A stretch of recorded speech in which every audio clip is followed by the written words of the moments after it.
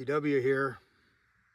I got another installment of my favorite firearm. This one here is a newer one to me. I've had it for probably about 5 years or so, 4 years. And it's actually one of the few firearms that I have yet to fire. I've not fired this yet. Growing up, my father had one shotgun. It was a Zephyer Woodlander 20 gauge.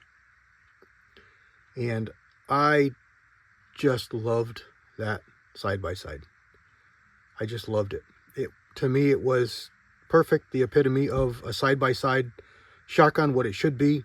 And I just was really attached to it.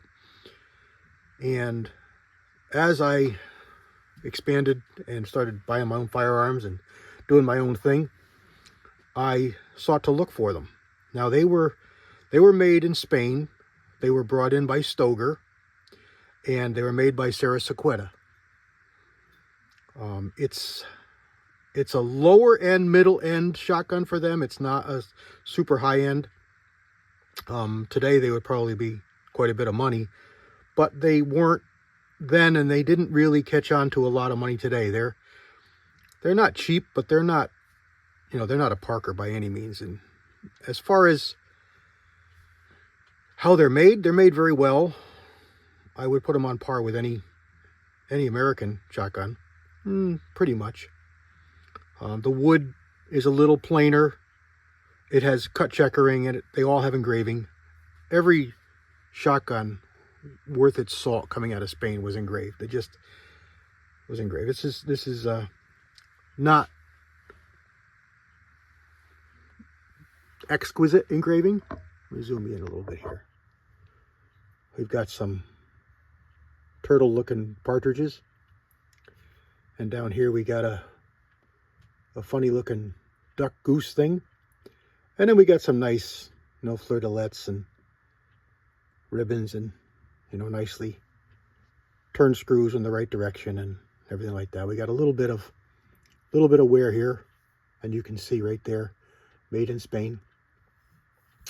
So this has seen a little bit of use. They came with a brass insert that could be engraved. There was no recoil pads on these, and you can see mark registration Marcia from Spain, Spanish crest, and the screws are engraved and turned in the right direction. It's pretty wood.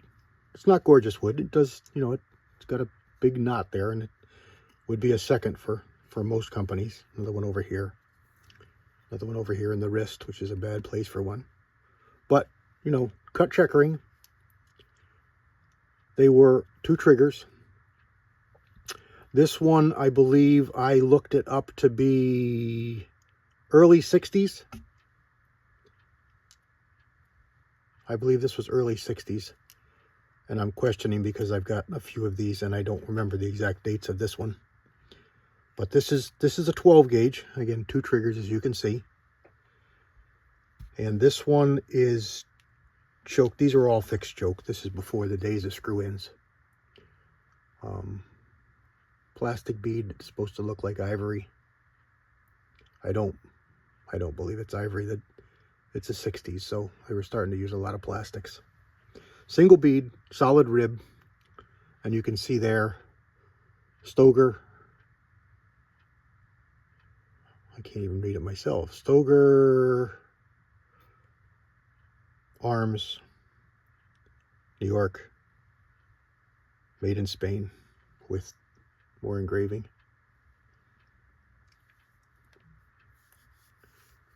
Pretty nice beaver tail forend. Again, the screws are timed, engraved.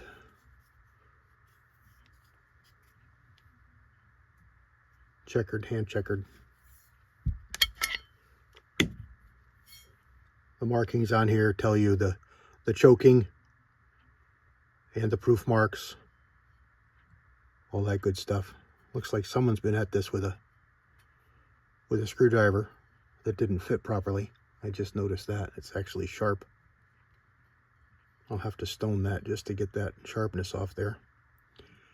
But the barrels are in good shape. Everything's in good shape. It would fire fine. I believe I checked this out to be improved, modified, improved, modified. It was pretty closely choked, if I remember correctly. And when I looked it up, 17.3 and 17.8, that's what it checked out to be. They're pretty close. I don't know why you'd want such close choking, but that's what somebody wanted. That's what they ordered. There's 28-inch barrels. Just clean that up there, wiping some schma that I saw on there. No rust or corrosion, just make it a little bit easier for us to read it. So there's nothing else on there, just proof marks. You can look all this up. It's all online to see exactly what all those proof marks mean.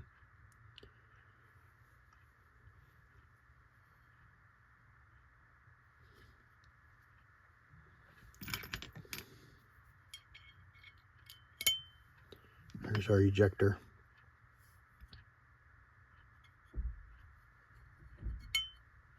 Just a really nice fitting shotgun for me. It fit me very well. I can shoot that 20 gauge really nicely, and it just always liked it.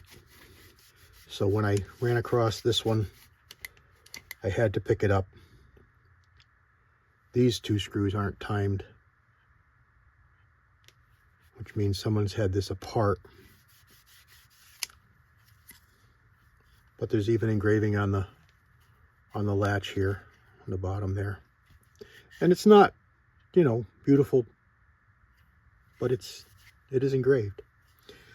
I need to get this out. I'd love to do a little bit of hunting with it. This would be a really good and fun time. There's some more engraving on the bottom of the trigger guard there.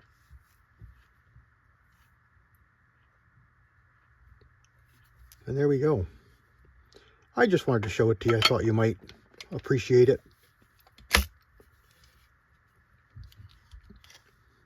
I know I do. Like I said, I've got a couple of these. I've got that 20 gauge from my dad.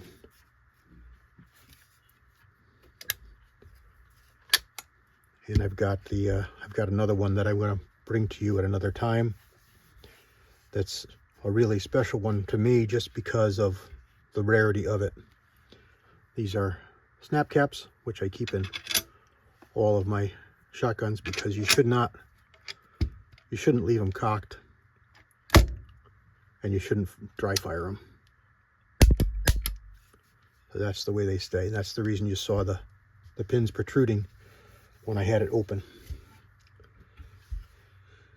And there we go. I figured I'd team it up for the picture with a nice old box of 12 gauge, $1.15 for that box of shells.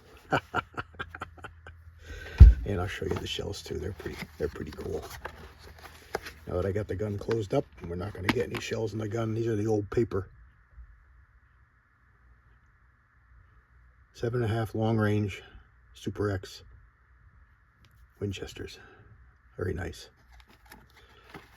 And there we go. Just a neat old shotgun. Those of you that like double barrels, I thought you'd appreciate it. I really need to get these out and shoot them some more. They're really neglected more than they should be. And maybe we'll do that in an upcoming video. All right, there we go. One of my favorites. God bless everybody. CW out.